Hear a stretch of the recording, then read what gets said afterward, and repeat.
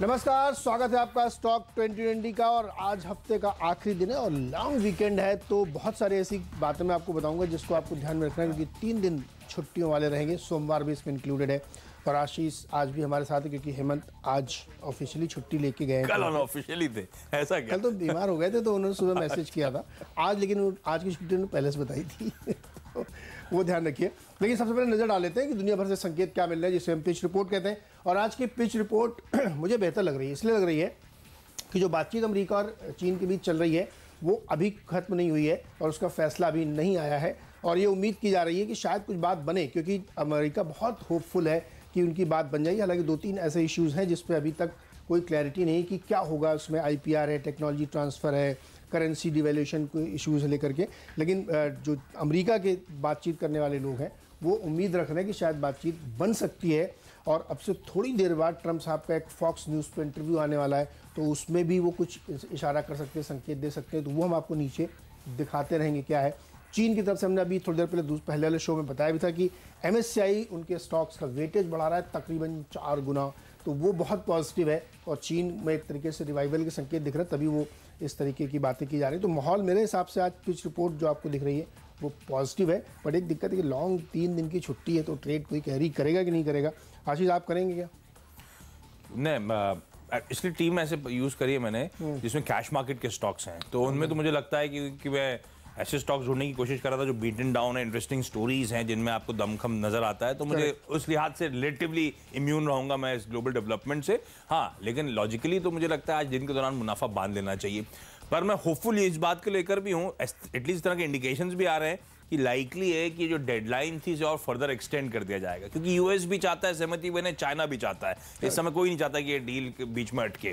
तो लाइकली है कि वो डेडलाइन जो है टैरिफ इंपोजिशन की और बढ़ा दी जाएगी, ताकि नेगोशिएशन में बातचीत चलती रहे। तो एक अच्छी खबर में शायद मंगलवार सुबह देखने को मिले, पर वो हमेशा रिस्क रहता है। अगर ट्रंप के इंटरव्यू में अब तक कोई डिटेल आ जाए तो ज़्यादा अच्छा है, तो अभी फिर नहीं तो अनसर्टनिटी बनी रहेगी। तो इसलिए मुनाफा बांधने की कोशिश होगी। अच्छा, पहला स्टॉक मैं लेता हूं और एक दिग्गज के साथ शुरुआत कर रहा हूं, और ये दिग्गज है टाटा मोटर्स का DVR, डिफरेंशियल वोटिंग राइट वाला शेयर।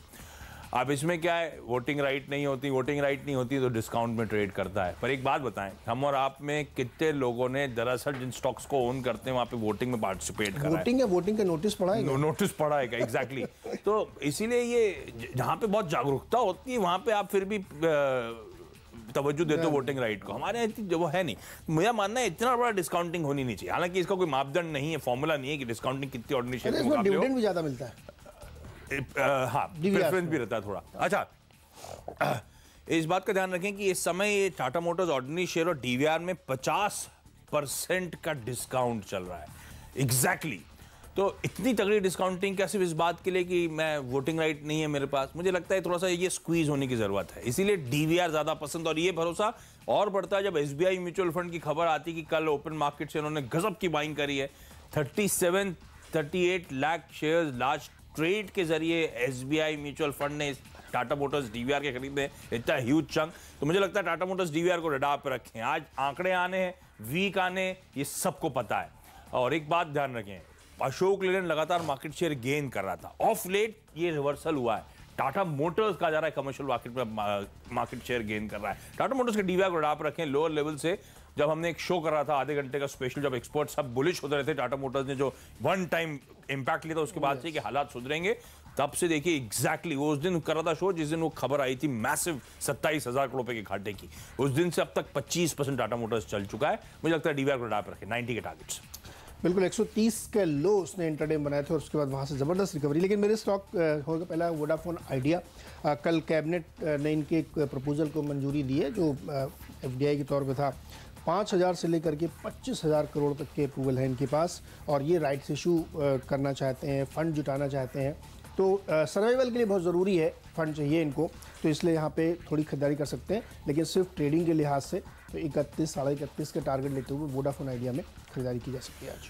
अच्छा, एक और ऑटो स्पेस से जुड़ी कंपनी, हालांकि नॉट स्पेसिफिकली OEM, ये कंपनी है सीएट। अब टायर मैन्युफैक्चरिंग का धंधा और टायर एज अ स्पेस में ऑफरेट एक अच्छा खासा करेक्शन आता हुआ देखा है।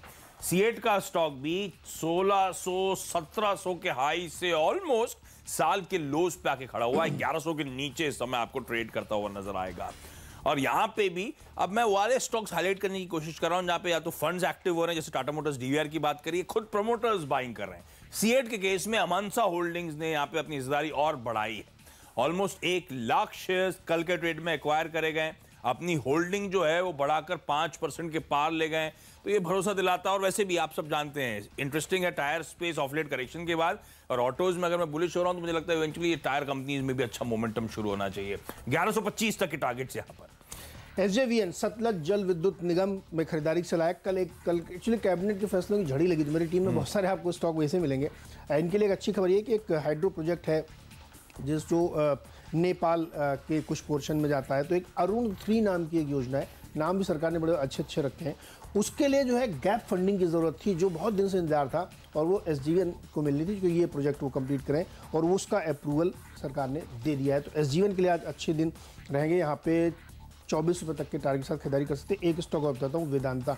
ये भी खबर कैबिनेट में ही आई कि नेशनल मिनरल पॉलिसी 2019 को मंजूरी मिली है। इस बहुत मेगा पॉलिसी है और इसके डिटेल मैं नहीं बता सकता, जो समय नहीं है, लेकिन इसमें क्या है, ट्रांसपेरेंसी है, और जो ओन करेंगे माइन उनको बहुत सारी लिबर्टीज दी गई है कि वो अपनी माइनिंग कैसे करेंगे। और वेदांता जो कि सबसे बड़ा माइनर है, इनके पूरे देश सबसे ज़्यादा माइन इनके पास है, तो मुझे लगता है इसका सबसे बड़ा बेनिफिशियरी वेदांता होगा। खरीदारी करके चलें, 180 रुपये का लक्ष्य। कल भी एक्शन में था, निफ्टी का टॉप गेनर था ये स्टॉक। 2 स्टॉक फिर मेरी तरफ से। अच्छा, उनमें से एक है जेबीएम ऑटो। ये स्टॉक भी बहुत पिटा हुआ है, हाई से 460 के, वहां से अब इस समय पिटाई झेलता हुआ देखिए 265 के लेवल्स पर ट्रेड करता हुआ। तो हाई से तो अच्छे खासे करेक्शन के बाद ऑलमोस्ट साल के लोज के आसपास ट्रेड होता हुआ। 3 बिजनेस सेगमेंट्स हैं। पहले हम इसे ऑटो एंसरी के तौर पे जानते थे, तो sheet metal components tool room division थी इस कंपनी की। फिर ये कंपनी बसेस के धंधे में उतरी, तो डीजल बसेस आई, सीएनजी बसेस आई, और सबसे इंपॉर्टेंट इस कंपनी ने क्या कर रहा था, पोलैंड की सोलारिस बस एंड कोचेस के साथ एक जॉइंट वेंचर एग्रीमेंट साइन करा। इलेक्ट्रिक और हाइब्रिड बसेस के धंधे में उतरी। और इनफैक्ट जब मैं दिल्ली एनसीआर वगैरह जाता हूं तो अब नजर आती हैं जेबीएम ऑटो की बसेस ऑन रोड। आपने नोटिस करो अगर आप नॉर्थ इंडिया में हैं तो। अच्छा, इलेक्ट्रिक मोबिलिटी पे ये कंपनी तगड़े स्पेंड्स कर रही है। और अब ये जो फेम 2 की कल कैबिनेट में बात कर रहे हैं नीरज, जो अप्रूवल आए 10,000 करोड़ रुपए के आसपास के, तो सरकार ने अपनी तरफ से स्टेप उठा लिए, मदद कर दी इस इंडस्ट्री की। अब इंडस्ट्री को रेसिप्रोकेट करना है, अब इस स्पेस को डेवलप करने की जरूरत है। तो जेबीएम ऑटो जैसी कंपनीज इलेक्ट्रिक मोबिलिटी में आप काफी अग्रसर हो चुकी हैं। मुझे लगता है राह पे रखें। 272 तक के टारगेट्स यहां पर। अच्छा, 2 स्टॉक मैंने बोले थे, सॉरी। अतुल ऑटो दूसरा।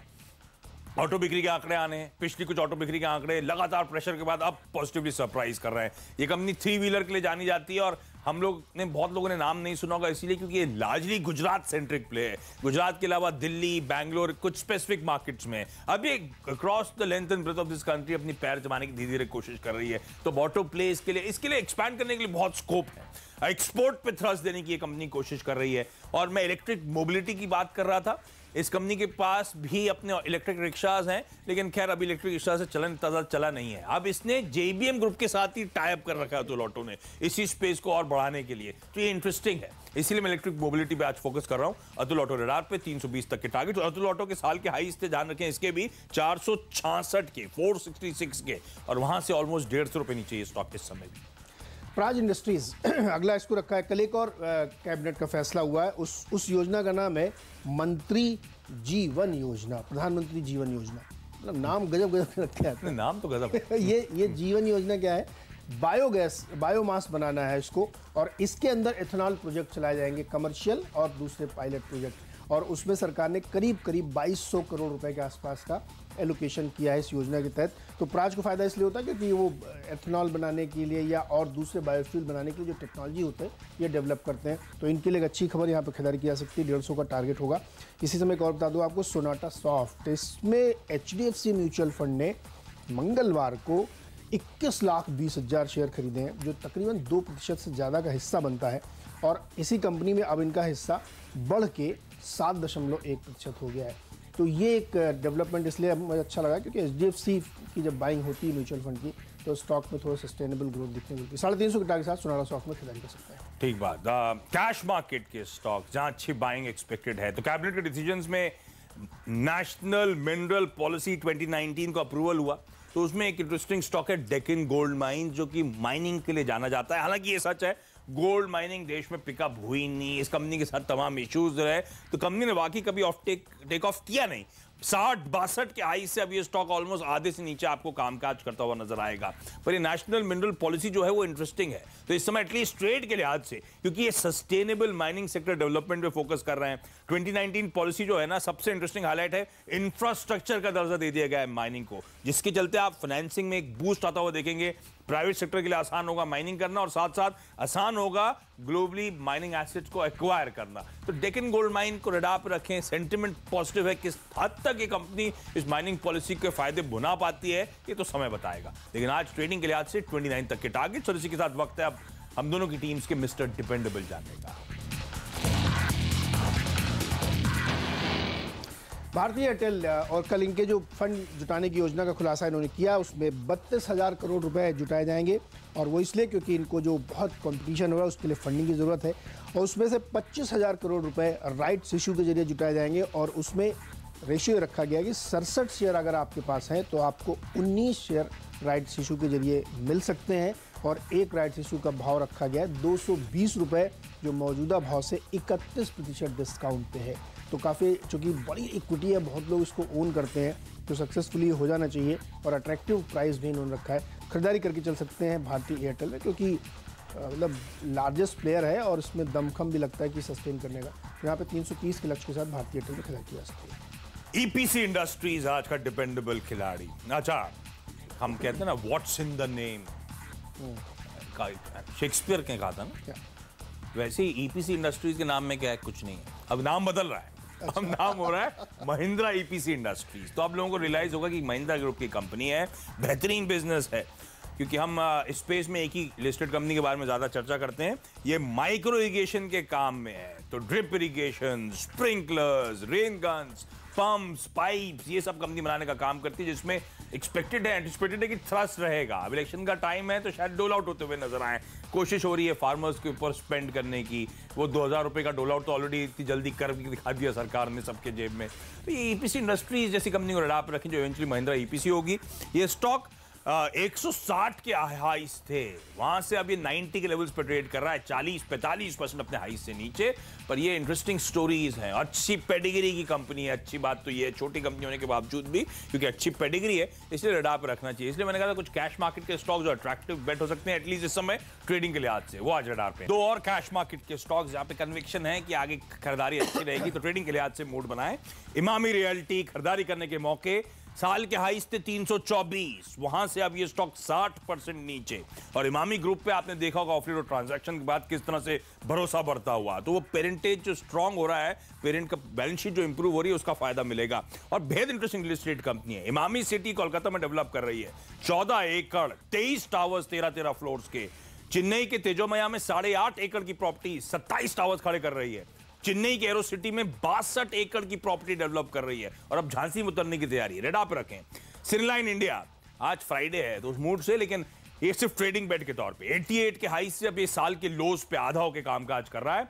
सिनेमैक्स ने, आपको याद होगा, पीवीआर को अपनी प्रॉपर्टीज बेची थी, जो नहीं बेची थी उन्हें वापस अर्स्टवाइल नेम से सिनेलाइन इंडिया के नाम से अपने पास रखा हुआ है इन लोगों ने। अब इसमें प्रॉपर्टीज कौन सी?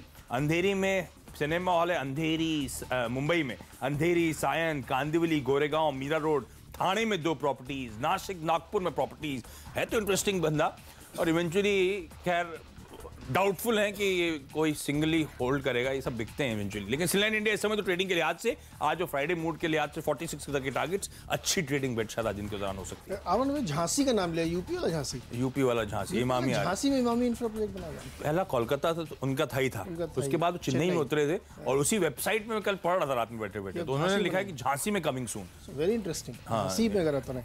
चलिए, मेरे 2 स्टॉक है। पहला एमटीएनएल इसलिए कल एक और फैसला हुआ कैबिनेट में, उसमें ये हुआ कि जितनी सरकारी कंपनियां हैं, सीपीएससी यानी central public sector enterprises, PSUs, उनके जो लैंड हैं, एसेट्स हैं, उनको बेचने के लिए प्रॉपर अप्रूवल हो गया है मैकेनिज्म के लिए।